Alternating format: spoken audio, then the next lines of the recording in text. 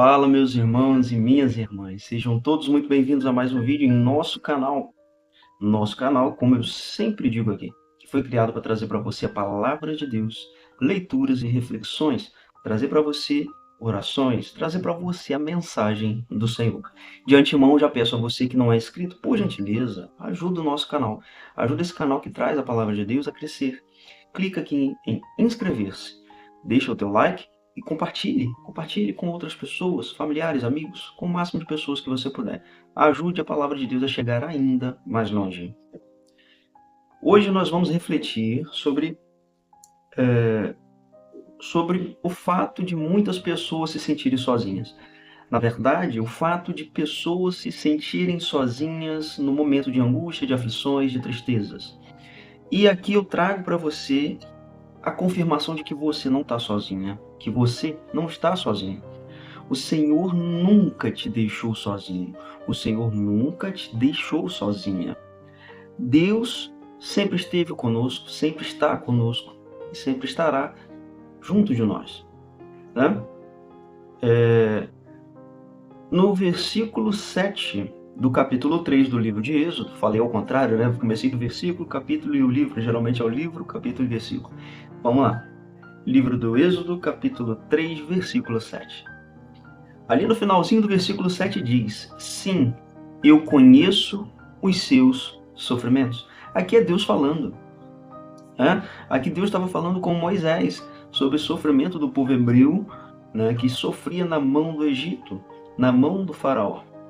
Então, Deus aqui declara: eu conheço o seu sofrimento. Eu conheço os seus sofrimentos. Meu irmão, minha irmã, escuta, vou repetir o que o Senhor está falando hoje para você. Eu conheço os seus sofrimentos. Então, se Deus conhece seus sofrimentos, Ele não te abandonou, Ele não te deixou sozinho, Ele não te deixou sozinha. Você não está só, meu irmão, minha irmã. Mas, Paulo, o que eu preciso fazer? Porque eu não vejo a saída, eu não vejo a solução, o problema não chega ao fim, o que está acontecendo? Pois bem, vamos lá. Primeira coisa, você precisa parar de focar no problema. Você precisa parar de olhar para aquilo que te atormenta. Porque quando você foca no problema, o problema cresce ainda mais. Ele se torna maior do que aparentemente é. Ele se torna ainda maior do que na verdade ele é. Né? Então, quando você para de focar nele, ele deixa de ser um grande problema. Continua sendo um problema e vai ter a solução. Só que ele para de atormentar você aqui dentro. E quando isso acontece, as soluções começam a surgir. Porque quando você para de olhar para o problema, né, e começa a olhar para as soluções, para a busca de uma solução, né, para a busca da superação, e isso automaticamente diminui aquilo que te atormenta.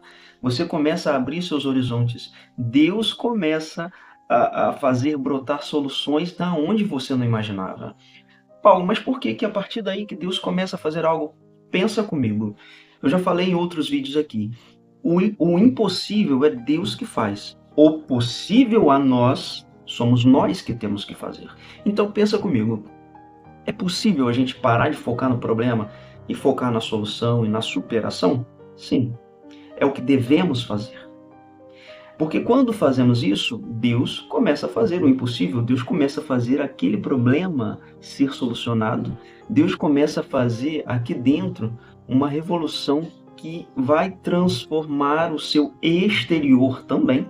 A evolução começa aqui dentro e isso se externa. Então, para Deus fazer o impossível, não é necessário você cruzar os braços, né? Não é que você precisa cruzar os braços e esperar. Você não precisa focar no problema e deixar aquela tristeza te dominar. Se for assim, Deus não vai agir. Deus não vai agir. Deus vai agir quando você descruzar os seus braços, se movimentar. Deus vai agir quando você começar a focar na solução. Aí você vai ver Deus agir na sua vida. Mas Paulo, como que... Então se eu estiver triste, se eu estiver angustiado, se eu estiver depressivo, se eu estiver cabisbaixo, se eu não conseguir se eu não tiver forças para me reerguer, Deus não vai fazer nada por mim. Meu irmão, minha irmã, você acha que foi quem que me enviou aqui hoje para esse vídeo para falar para você parar de focar no problema? Você acha que fui eu que simplesmente, nossa, eu quero falar sobre isso hoje? Você acha que surgiu de mim? Você não acha que é Deus falando para você, filho, filha, eu quero agir, mas o impossível é o que eu vou fazer. Mas agora o possível é você que tem que fazer. É você que vai fazer. Se quiser receber o impossível em sua vida, se quiser receber o milagre, você precisa fazer o que cabe a você. Então, meu irmão e minha irmã, né? Se você hoje está cabisbaixa, está triste, se sente sem força, Deus me enviou aqui para falar para você. Ei, acorde. Ajoelhe-se. Me busque mais. Fala comigo em oração. E quando você for agir, haja focada em soluções. Pare de olhar para o problema. Comece a olhar para mim, Deus diz para você hoje. Comece a olhar para mim, que sou a solução de tudo. Então, meu irmão, minha irmã, comece a olhar para Deus, comece a buscar mais ao Senhor e comece a fazer o que você tem que fazer, com os olhos voltados para Jesus, porque, meu irmão e minha irmã, eu te garanto, porque essa certeza quem me dá é Deus. Não sou eu, não é a matemática, não é nada. É Deus que me dá essa certeza. Se você sacudir essa poeira, se você botar seu joelhinho no chão, se você falar com o Senhor, buscar ao Senhor, se você começar a se movimentar, fazer o que você precisa fazer, parar de olhar para o problema, parar de olhar para a angústia, a tristeza e começar a se movimentar, você vai ver o impossível acontecer.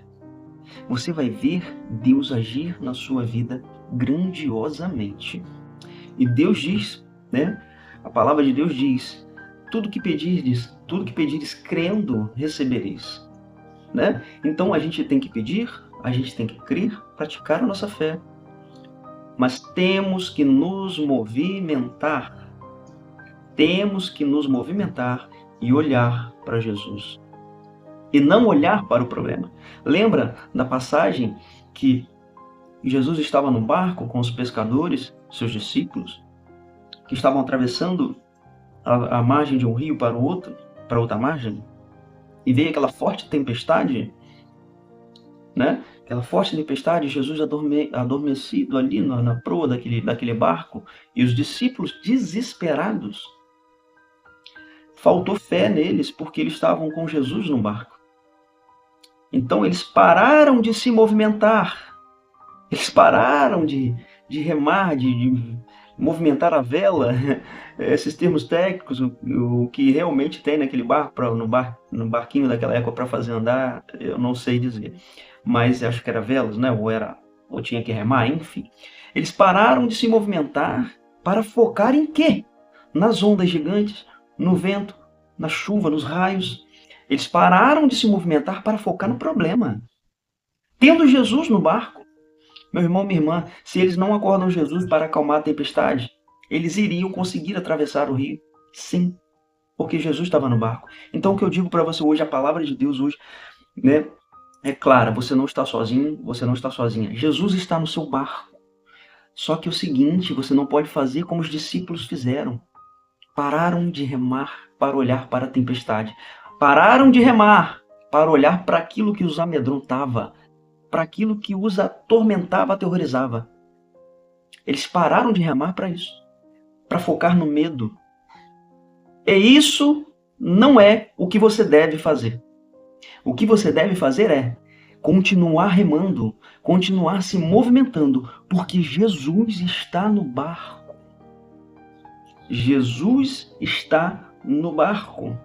Então mostre a sua fé continuando a se movimentar e orando ao Senhor, buscando ao Senhor, clamando, pedindo e crendo, porque Ele está no barco.